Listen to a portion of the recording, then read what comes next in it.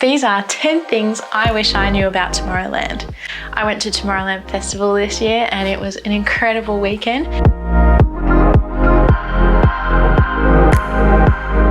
But there are a few things I wasn't quite sure about or couldn't find online, so I'm going to share them with you today. Point number 1, how to get tickets. This is a big question for everybody. There are millions of people trying to get to this festival. If you're wanting to go to the Belgium one, which is the most famous version of Tomorrowland, and it's only 2 weekends in the year, there are approximately 75,000 people a day at the festival and only about 500,000 tickets available. So after you've watched this video, you need to go straight to the Tomorrowland website and sign yourself up for their email newsletter. This is key because they will tell you exactly the dates when you need to be ready to get your tickets. Sign up for pre-registration is in December, for an early pre-sale in January. Now this is key because there are only certain tickets for this sale and they will be slightly cheaper than the general sale, which is later on in February. This year is a little different. The global journey travel packages go up for sale on January 20th, and then the pre-sale for general tickets and whatever's left of the global travel packages will be on January 27th.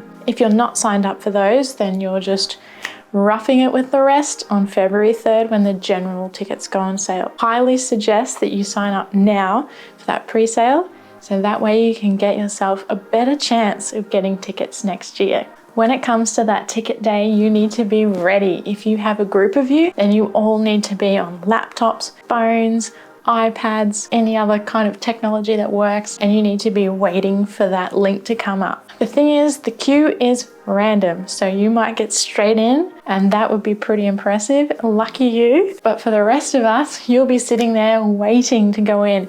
And let me tell you from our experience this year, they just start telling you what's sold out as you're going. So 10 minutes in, all the glamping packages were gone. 10 minutes later, the next lot were gone, the general admission. And all that was available was the global journey. So you need to be ready to just jump on that. Huge tip here, if one of you gets in and is buying the tickets for everyone in your group because no one else got in, you need to have a credit card that is high enough to pay for everybody. No matter what you do, you're at the mercy of the queue. It is completely random. Once you've got through that queue, you need to be ready to go, purchase, bang, you're in. Also remember that you don't know which artists are playing or on which weekend. We chose weekend 1 because we wanted to see the stage for the first time and not have it spoilt for us if we're weekend 2, but it's completely up to you. Number 2, how to get there. Tomorrowland is in Boom in Belgium, so you do need to make a bit of a plan of how you're going to get there if you're not a local. The easiest way to get there is the global travel package. This is all taken care for you by Tomorrowland. It is a little more expensive, but it includes usually either a plane or a train, transfers from the train station or airport to the festival site, your entry into Dreamville and your camping ticket, your general admission ticket, which is the golden ticket basically. Whatever you can do to get into the festival, just do it. And then your transfers back out of the festival, back to the airport or train station when you're finished. So it takes care of everything for you. I'd highly recommend this. That way you just don't have to plan anything except for how you're getting to your initial train station or airport. Another great thing about the travel package is that when you arrive at the train station, there are Tomorrowland people waiting for you. Once you hop off the train as well, there was a little marching band there for us. There was dances, there was vibe. It was so much fun. Sounds good. We had a safe journey so far.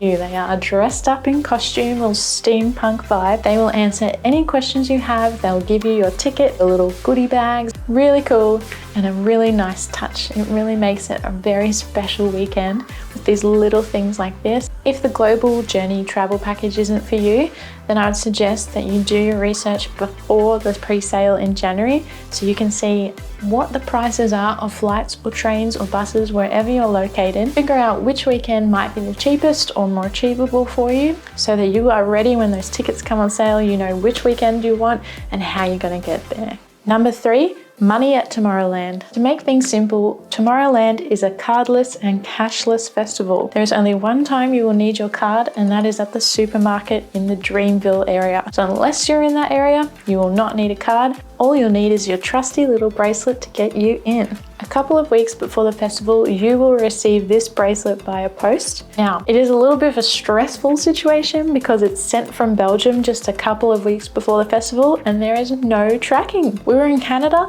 we didn't know when it was going to turn up. It was stressful. We didn't know if it would come in time. It actually only came about 2-3 days before we needed to go.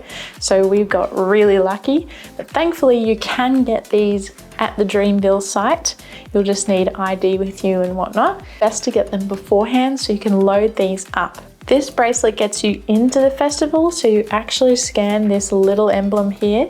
This will beep on their little sensors and will show that you've entered the festival, but also this scans you into the camping site as well. This also acts as payment, so when you need to pay for something such as food or drink, or even you can get like charging things. When you need to pay for something, you need to tap, then ask for what you're wanting to buy as it will show what your balance is. They will approve it and then you need to tap again to pay. It's very simple and it shows you what your balance is and what you've just spent. So it's a great way to keep on top of what you have. These bracelets are loaded with what they call pearls, which is the Tomorrowland currency. This equates to about 1.7 euros per pearl. These are essential to your experience at the festival, so you need to keep this on you.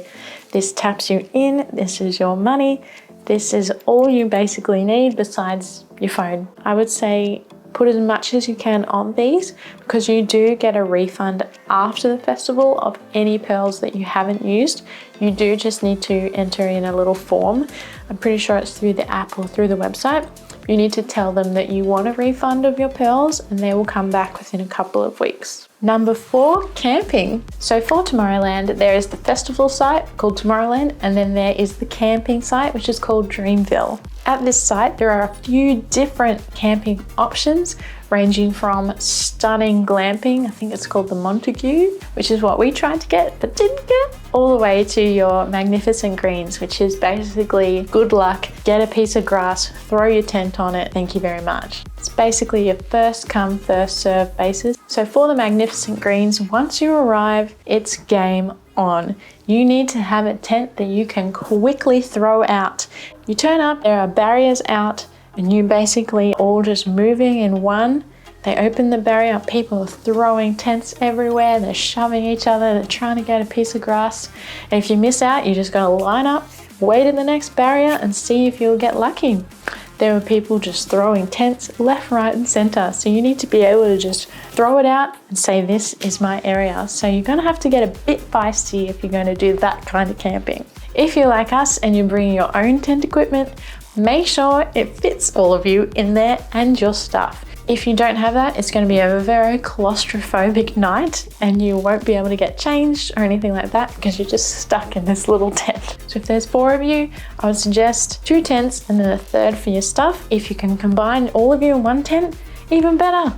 If you're friends like that, that's great. But if you want some privacy, maybe you need to think about what kind of tent you're going to bring. There were some people with a really cool setup as well. Some had gazebos where they had kind of an area where they could chill, hang out, music, eat, stand up. So you can bring things like that, but I guess it just takes more space and it's more to carry. So you got to figure out where you're traveling from, what you're doing, and go from there. If you're doing the magnificent greens, just be aware that the campsite, all the tents are literally on top of each other. So you need to be happy with and comfortable with people all around you, and you'll be listening to everything everyone says. So just keep that in mind. It's also nice to know when you leave for the day that there are people around you who you've made friends with. Another note, do not leave any valuables in your tent. Once you leave for the day, you can get back into the campsite, but you cannot get back into the festival. So make sure you bring everything you need for the day, and if you have anything valuable, you put it in a locker. Lockers are available for you. Please use those and use good judgment. Number 5, hygiene. Okay, first off, let me say the cleaning team at Tomorrowland were exceptional. They all deserve medals. The things they had to deal with in those toilets, wow. Honestly, we have never seen such a clean, well-kept festival. We would leave for the day, they would be cleaning the toilets, they would be pristine, the showers would be clean, and even the campsites were clean during the day. So by the time you came back at night, all the rubbish had disappeared. We were very grateful. and it was just such a well-kept festival. So the toilets are set up in different groups of cubicles, so they're all dotted around the festival site and the camping area. There was actually quite a lot of toilets. You didn't really need to line up for very long if you did. If you walk further to the back of the camping site, you'll generally get a shower straight away and a toilet straight away, just because most people are heading towards the front. It's basically just rows, blocks of sort of portaloos, but a little more fancy. So basically an elevated portaloo. Now obviously, because this is a festival with thousands of people, there will be times when the bathrooms are not good, but trust me, that cleaning team will come through like champions, and by the time you come back, it will all be clean again, which is really, really nice. Regarding showers, there are 2 showering options for you in this camping area. There are free outdoor showers, which this year looked a bit like flowers and the water was coming out of the petals. Hard to explain, but just trust me, it was really cool. And they're dotted around outside of shower areas that are indoor showers, and that ran with warm water. So you can have a warm shower, but you are basically out in the open with everyone walking past you and then tents right next to you. For the paid shower option, usually there was a big line for the men, which was kind of interesting. And then the women's I walked through every time, which is pretty funny. That one you pay about 2 to 3 pearls, like porter showers, for lack of a better word. And then you just head into a free shower, press the button, and the water is nice and warm, and that lasts for 30 seconds. You do need to bring all your own toiletries for this and for the outside one as well. So just be prepared to bring some shower gel and things that you need. But honestly, being able to have a shower, fantastic.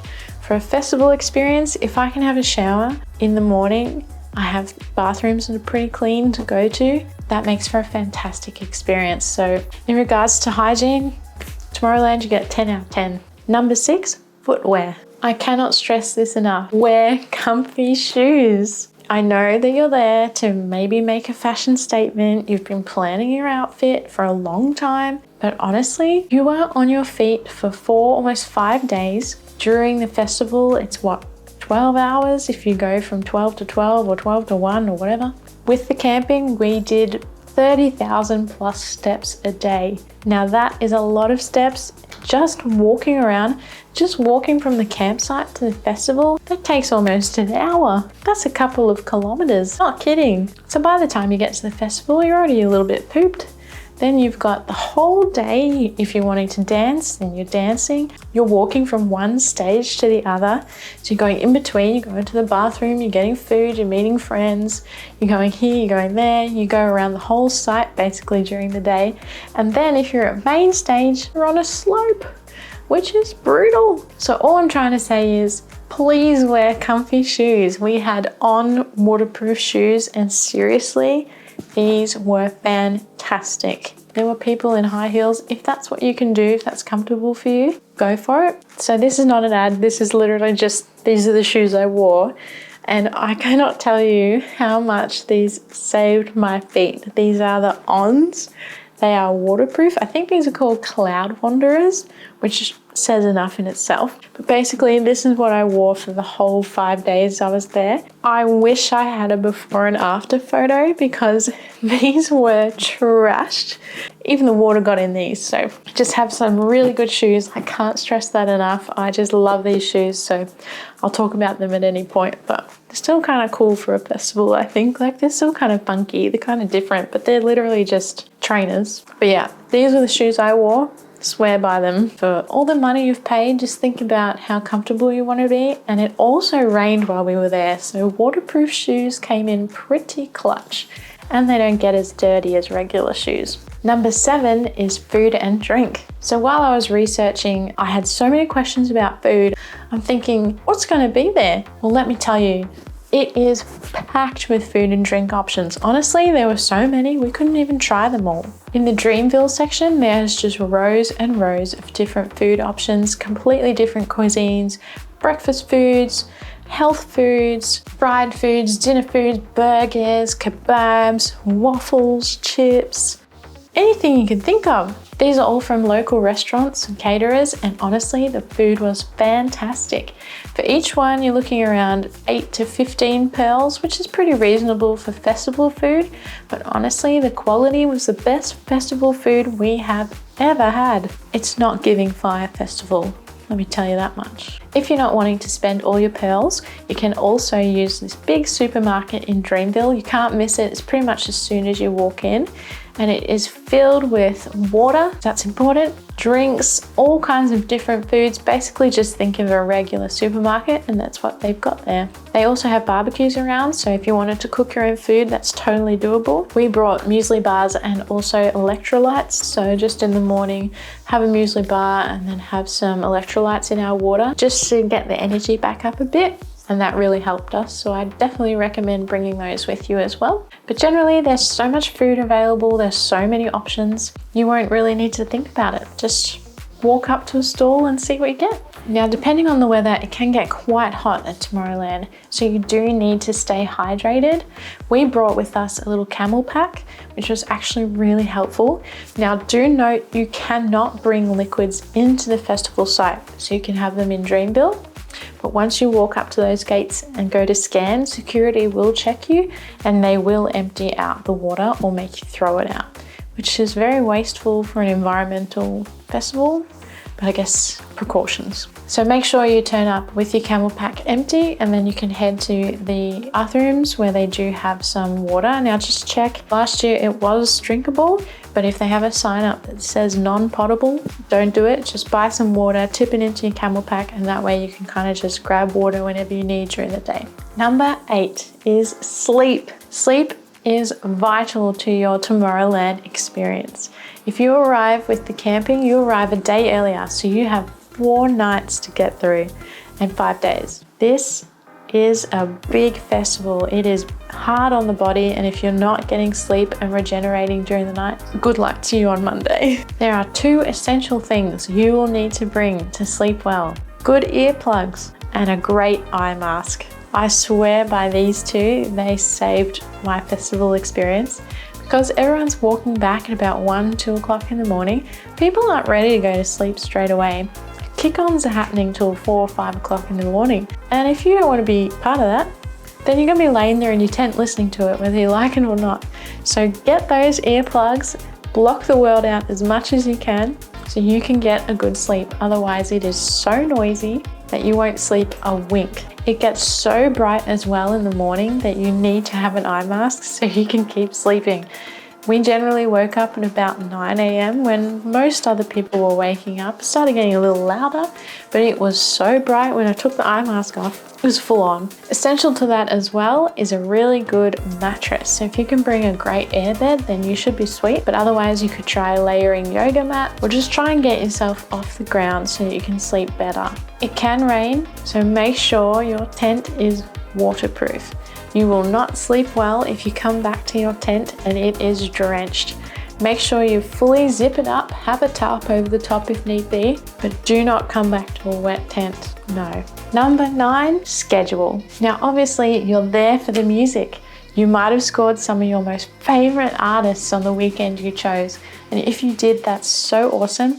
Don't miss them. The best thing you can do is prepare ahead of time, because once you get there, the excitement, the vibe, the people, you'll just be wrapped up in the whole experience, and you won't want to be sitting there going through the schedule trying to figure it out. You want to already know. You need to get the Tomorrowland app. This will be so helpful for your experience, especially regarding the schedule. When you sign into this app, it will come up with prompts for who your favorite artists are, and you will just tick who you want to see, who's your favorites, what kind of music you like listening to, EDM obviously, what style of dance music you like listening to, what kind of people you like listening to, and then it will build the schedule for you. I did find it a little tricky to use because you kind of got to swipe across to see your time ranges, and they just highlight ones that are good for you. So I did find it visually a little tricky. That's why I suggest the Notes app. All have your schedule there, and then just go into the notes and write down the exact times of big artists that you don't want to miss. Most of the time we all wanted to see the same people at the same time. It's kind of perfect because we just kept moving together. But there are times when you will split up. and you just want to make sure you have a plan of, okay, at 10 p.m. we're going to meet back at the main stage because we all want to see, say, Afrojack. Just remember, it takes quite a while to move from one stage to the other because literally thousands of other people are moving with you, and that does not move fast. So make sure you've got a plan of where you want to be, how you're going to get there, and if you're meeting up with friends, have a meeting place ready to go.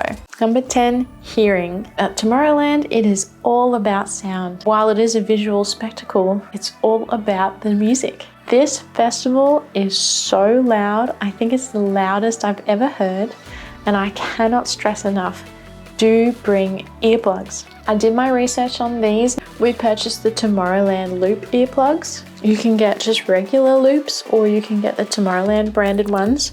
These are a beautiful little gold set of earplugs in this lovely little Tomorrowland case. So it does make a nice little memento as well. But I cannot stress this enough. When you are out and about, you cannot hear each other, but with these, they actually give you clarity. I could hear all the different layers of the sound. I still have the clarity, but I did not have the pain and the loudness. It also was so helpful when you're trying to talk to other people because it can direct that sound. So when people are talking, it also gives you clarity to hear what they're saying to you. Otherwise, you're just yelling at each other. I would suggest buying them beforehand and bringing them with you just so you don't need to line up or use your pearls to pay for them. I can give you all these tips and tricks, but for me, the most important thing is just remember to have fun. This is an extraordinary experience. It actually gives me goosebumps just thinking about it. I cannot believe we went. I can't believe it happened. I think I'm still processing it, and that was like 6 months ago. This experience will blow your mind. Be prepared to have fun, to seize the moment, and to see some of your favorite artists perform some of your favorite songs. The stage design will stay with you for life. The intricacy and the detail of these stages, the design, the almost Disneyland-like experience of the main stage. I can't explain that to you, but once you experience in real life the scale of this festival, it's going to go down as just a bucket list experience for us, and I just hope the same for you. But if you've watched this video and you have some questions for us, please feel free to pop them in the comments section. We would love to answer those for you, to help as much as we can to make sure you have one of the best weekends of your life. I'd love to also note that Reddit is super helpful for this. They have a Tomorrowland thread, and honestly, there are people on there that can answer literally any question. People post all the time on that one, and there's an amazing website. It's called festivalviewer.com. I don't know who runs it. I just think it's a really awesome website, and it actually helped me a lot with trying to prepare for this because I had so many questions, especially about the food, and I just couldn't find the answers. So this is a really helpful site. Of course, there's also the Tomorrowland official website. They have maps, they have FAQs. So I think that's a really great resource. This is an incredible experience. I really hope you get to go. And if you're thinking about going but you're not sure, I just so encourage you to try and go. Get a group of friends together if you can. Just make it one of the most incredible experiences of your life. You simply will not regret it. I promise you. If you've enjoyed this video, please like, please subscribe. We would love to hear from you what your thoughts were, and I just hope that you have an incredible time if you get to go, and I'll see you on the next video. Bye.